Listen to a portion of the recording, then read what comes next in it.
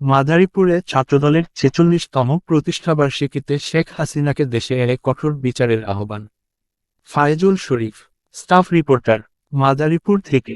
ছাত্রদলের কেন্দ্রীয় কর্মসূচির সাথে একাত্মতা ঘোষণা করে র্যালি ও প্রতিবাদ সমাবেশের মধ্য দিয়ে মাদারীপুরে জাঁকজমকপূর্ণভাবে পালিত হল জেলা শাখা ছাত্রদলের ৪৬ প্রতিষ্ঠাবার্ষিকী।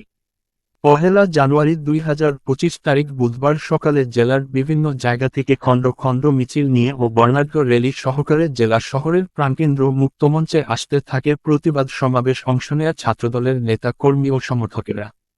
ছাত্রদল মাদারীপুর জেলা শাখার আহ্বায়ক মেহেদী হাসান জাকিরের সভাপতিত্বে ও সদস্য সচিব কামরুল হাসানের সঞ্চালনায় এ সময় প্রধান অতিথি হিসাবে উপস্থিত থেকে বক্তব্য রাখেন বিএনপি জাতীয় নির্বাহী কমিটির গণশিক্ষা বিষয়ক সম্পাদক কারা নির্যাতিত নেতা ও ছাত্রদলের সাবেক কেন্দ্রীয় সাংগঠনিক সম্পাদক আনিসুর রহমান খোকন তালুকদার, জেলা বিএনপির সদস্য সচিব জাহানদার আলী জাহান, ছাত্রদলের সাবেক সভাপতি মোফাজ্জেল হোসেন খান মফা সহ জেলা বিএনপি ও এর অঙ্গসংগঠনের অন্যান্য নেতৃবৃন্দ।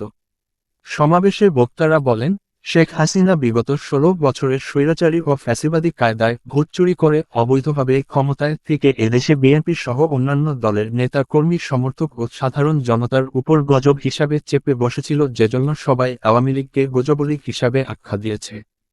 তারা গুম, খুন, ঘুষ, দুর্নীতি, গণতন্ত্র হত্যা করে কয়েক লক্ষ হাজার কোটি টাকা বিদেশে পাচার করেছে, অবৈধ ক্ষমতাকে কুক্ষিগত করার লক্ষ্যে ৪ ও ৫ আগস্টে ছাত্র জনতার বুকে গুলি চালিয়ে হাজারো মানুষকে হত্যা করেছে, দেশের সকল সরকারি ও বেসরকারি প্রতিষ্ঠানকে দুর্নীতির মাধ্যমে ধ্বংস করে দিয়েছে।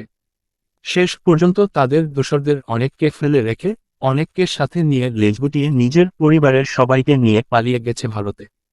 তাকে ভারত থেকে অতিদ্রুত ফেরত এনে মানবতাবিরোধী অপরাধের জন্য সর্বোচ্চ শাস্তির দাবি জানান তারা বর্তমান সরকারের কাছে।